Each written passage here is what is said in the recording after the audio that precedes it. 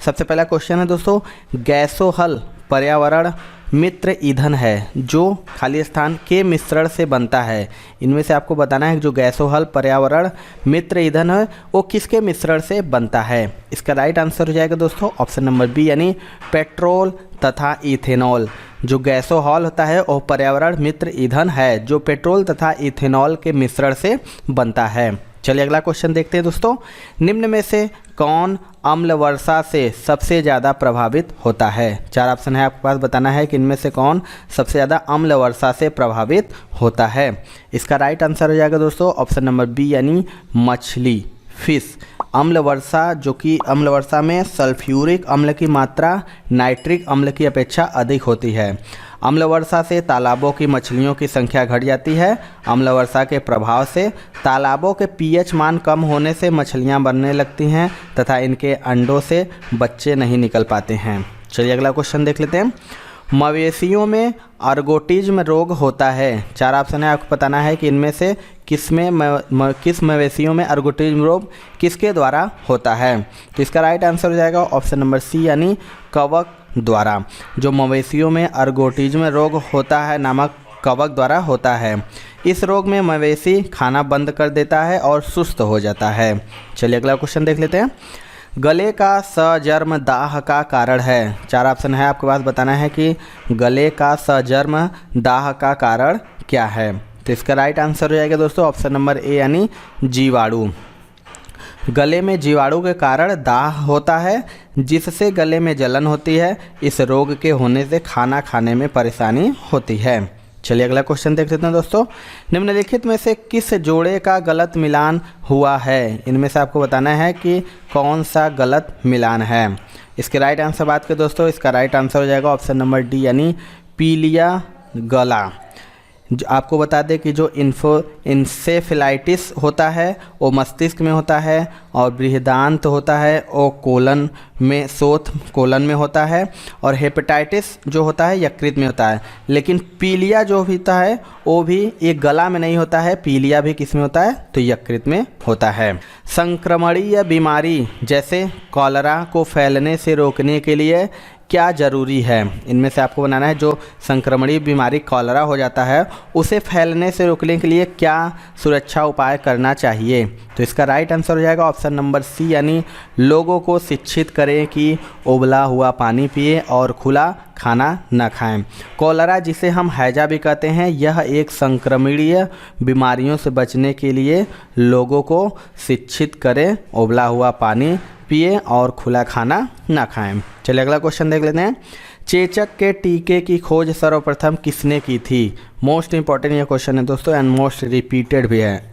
आपको बताना है कि जो चेचक के टीके की खोज सर्वप्रथम किसने की थी। तो इसका राइट आंसर हो जाएगा दोस्तों ऑप्शन नंबर सी यानी एडवर्ड जेनर के द्वारा सर्वप्रथम चेचक के टीके की खोज की गई थी। इस टीके के प्रयोग से भारत में चेचक का उन्मूलन हो गया था। चलिए अगला क्वेश्चन देख लेते हैं, इंसुलिन की खोज किसने की थी। इनमें से बताना है कि इंसुलिन की खोज किसने की थी। इसका राइट आंसर हो जाएगा दोस्तों ऑप्शन नंबर ए यानी बैंटिक ने। इंसुलिन की खोज पॉल बैंटिंग ने की थी। इसकी कमी से मधुमेह नामक रोग हो जाता है। चलिए अगला क्वेश्चन देख लेते हैं, निम्नलिखित में से कौन सा सही है। चार ऑप्शन है आपके पास, बताना है कि इनमें से कौन सा सही है। तो इसका राइट आंसर हो जाएगा ऑप्शन नंबर बी यानी मधुमेह इसकी कमी के कारण होता है तो इंसुलिन की कमी के कारण होता है। इंसुलिन की कमी से चीनी का अवशोषण नहीं हो पाता और मूत्र मार्ग से यह बाहर निकल जाता है। अगला क्वेश्चन देख लेते हैं दोस्तों, एलर्जी प्रतिक्रिया के कारण उत्पन्न रोग है। इनमें से बताना है कि जो एलर्जी प्रतिक्रिया के कारण कौन सा रोग उत्पन्न हो जाता है। तो इसका राइट आंसर हो जाएगा ऑप्शन नंबर ए यानी दमा अस्थमा नामक रोग एलर्जी की प्रतिक्रिया के कारण उत्पन्न होता है। यह नाक एवं श्वास नली को प्रभावित करता है। चलिए अगला क्वेश्चन देख लेते हैं, वीडॉल टेस्ट का उपयोग किसकी जांच के लिए किया जाता है। चार ऑप्शन है आपके पास, बताना है कि जो वीडॉल टेस्ट का उपयोग किसकी जांच के लिए किया जाता है। इसका राइट आंसर हो जाएगा ऑप्शन नंबर बी यानी टाइफाइड, जो टाइफाइड के परीक्षण के लिए विडॉल टेस्ट का उपयोग किया जाता है दोस्तों। चलिए अगला क्वेश्चन देख लेते हैं। किसके दंश के कारण मलेरिया होता है? आपको बताना है कि कौन से मच्छर के काटने से मलेरिया नामक रोग हो जाता है। तो इसका राइट आंसर हो जाएगा ऑप्शन नंबर ए यानी मादा एनाफिलीज। मलेरिया जो नामक बुखार वो मादा एनाफिलीज के दंश के कारण होता है। मलेरिया का वास्तविक परजीवी प्लाज्मोडियम नामक प्रोटोजोआ है। मादा एनाफिलीज रोग वाहक का कार्य करती है। अगला क्वेश्चन देख लें। प्लाज्मोडियम जर्म्स किसकी उत्पत्ति करते हैं? इनमें से आपको बताना है जो प्लाज्मोडियम जर्म्स किसकी उत्पत्ति करते हैं। तो इसका राइट आंसर हो जाएगा ऑप्शन नंबर ए यानी मलेरिया का। जो प्लाज्मोडियम जर्म्स होते हैं वो मलेरिया बुखार उत्पन्न करते हैं। हैजा जीवाणु द्वारा तथा सोने की बीमारी ट्रिपैनोसोमा नामक जंतु द्वारा होता है। चलिए अगला क्वेश्चन देख लेते हैं। जो मच्छर शीत ज्वर के परजीवी को संप्रेषित करता है वह है, आपको बताना है कि कौन सा मच्छर शीत ज्वर के परजीवी को संप्रेषित करता है। तो इसका राइट आंसर हो जाएगा ऑप्शन नंबर सी यानी स्त्री एनोफिलीज। जो मादा एनोफिलीज होती है मच्छर शीत ज्वर अर्थात मलेरिया के परजीवी को संप्रेषित करता है। अगला क्वेश्चन देख लेते हैं। मलेरिया रोग प्रभावित करता है, चार ऑप्शन है आपके पास, बताना है कि मलेरिया रोग किसको प्रभावित करता है। मोस्ट इम्पॉर्टेंट ये क्वेश्चन है, अब मोस्ट रिपीटेड, मैक्सिमम एग्जाम में ये क्वेश्चन पूछा है बस बदल बदल कर। तो आपको बताना है कि मलेरिया रोग प्रभावित किसको करता है। तो इसका right answer option number C हो जाएगा, प्लीहा को। मलेरिया रोग जो कि मादा एनाफिलीज मच्छर के द्वारा फैलता है, यह रोग प्लीहा यानी स्प्लीन को प्रभावित करता है। अगला क्वेश्चन देख लेते हैं दोस्तों। सामान्यतः मनुष्य के स्वास्थ्य एवं अनुकूल जलवायु के लिए आपेक्षिक आर्द्रता कितनी होनी चाहिए? इनमें से आपको बताना है कि मनुष्य के स्वास्थ्य एवं अनुकूल जलवायु के लिए आपेक्षिक आर्द्रता कितनी होनी चाहिए। ये भी मोस्ट इम्पॉर्टेंट क्वेश्चन है दोस्तों। तो इसका राइट आंसर हो जाएगा ऑप्शन नंबर ए यानी 60 से 65%। मनुष्य के स्वास्थ्य एवं अनुकूल जलवायु के लिए 23 डिग्री सेल्सियस से 25 डिग्री सेल्सियस तक ताप तथा 60 से 65% आर्द्रता होनी चाहिए। एयर कंडीशनर कमरे को इसी ताप और आर्द्रता पर बनाए रखता है। चलिए अगला क्वेश्चन देख लेते हैं। दंत क्षय का कारण है, चार ऑप्शन है, बताना है कि दंत क्षय का कारण क्या है। तो इसका राइट आंसर हो जाएगा ऑप्शन नंबर सी यानी बैक्टीरिया जनित संक्रमण। जो कि दंत क्षय और विटामिन सी की कमी से दांतों में बैक्टीरिया उत्पन्न हो जाते हैं जिससे दांतों में मवाद आने लगता है। बाद में दांत भी गिरने लगते हैं। विटामिन सी की कमी से स्कर्वी नामक रोग भी हो जाता है। अगला क्वेश्चन देख लेते हैं दोस्तों। एंटीटॉक्सिन का इंजेक्शन किसकी रोकथाम के लिए दिया जाता है? मोस्ट इम्पॉर्टेंट है ये भी, आपको बताना है कि जो एंटीटॉक्सिन का इंजेक्शन है वो किसकी रोकथाम के लिए दिया जाता है। तो इसका राइट आंसर हो जाएगा ऑप्शन नंबर ए यानी टिटनस के लिए। एंटीटॉक्सिन का इंजेक्शन टिटनस की रोकथाम के लिए लगाया जाता है। टिटनस जो कि क्लॉस्ट्रीडियम टेटनी नामक जीवाणु से होता है। इस रोग के जीवाणु घाव से होकर शरीर में प्रवेश करते हैं। अगला क्वेश्चन देख लेते हैं दोस्तों। निम्नांकित में से कौन सा कथन गलत है? चार ऑप्शन है दिया है, आपको बताना है इनमें से कौन सा कथन गलत है। तो इसका राइट आंसर हो जाएगा ऑप्शन नंबर डी यानी हेनरी कैवेंडिश ने ऑक्सीजन की खोज की थी।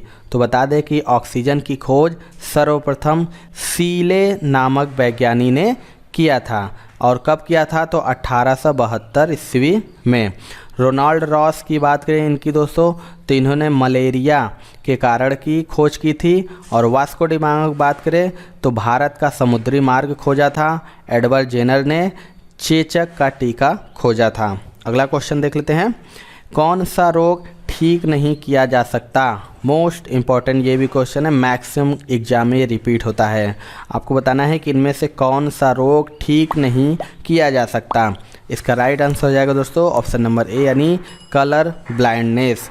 कलर ब्लाइंडनेस जो कि आनुवांशिक रोग है जिसे ठीक नहीं किया जा सकता। इस रोग में रोगी लाल एवं हरे रंग को नहीं पहचान पाता।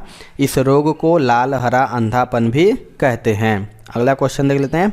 निम्नलिखित में से किस रोग का संबंध गंभीर रूप से सोच एवं याददाश्त के खोने से है? 4 ऑप्शन है आपके पास, बताना है कि कौन सा रोग गंभीर रूप से सोच एवं याददाश्त के खोने से है।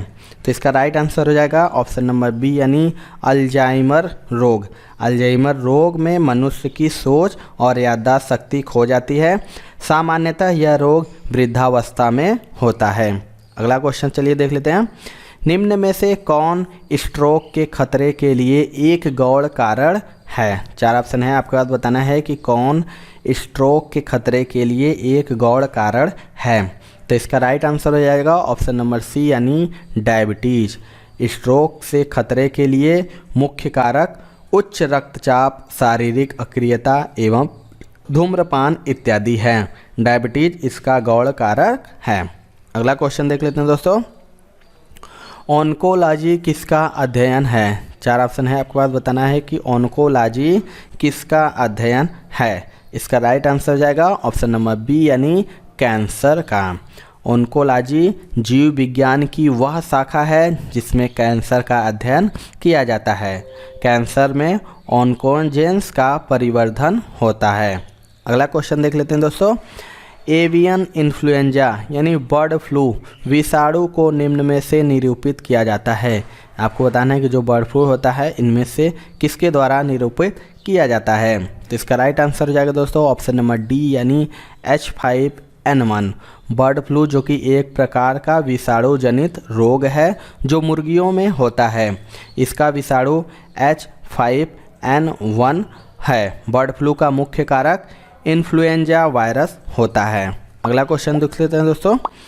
लास्ट क्वेश्चन है, पेचिश रोग के लिए उत्तरदायी प्रोटोजोआ है। इनमें से बताना है कि जो पेचिश रोग के लिए कौन सा उत्तरदायी प्रोटोजोआ है। तो इसका राइट आंसर हो जाएगा ऑप्शन नंबर ए यानी एंट अमीबा। एंट अमीबा प्रोटोजोआ समुदाय का सूक्ष्म जीव है जिसकी संक्रमित अवस्था ट्रोफोजाइट कहलाती है। यह मनुष्य के कोलोन में पाया जाता है। पेचिश रोग एंट अमीबा हिस्टोटिलिका द्वारा फैलता है। तो ये थी दोस्तों आज की वीडियो। आपको वीडियो कैसा लगा कमेंट सेक्शन में ज़रूर बताइएगा। वीडियो पसंद आएगा दोस्तों तो एक लाइक ज़रूर करिएगा। चैनल पर हमारे नए हैं तो चैनल को सब्सक्राइब करके बेल आइकन दबा लीजिए, क्योंकि हम करा रहे हैं लगातार ग्रुप डी एग्ज़ाम की तैयारी जो कि आपका आने वाला एग्ज़ाम है। तो मिलते हैं दोस्तों अपने अगले वीडियो में, तब तक के लिए जय हिंद जय भारत।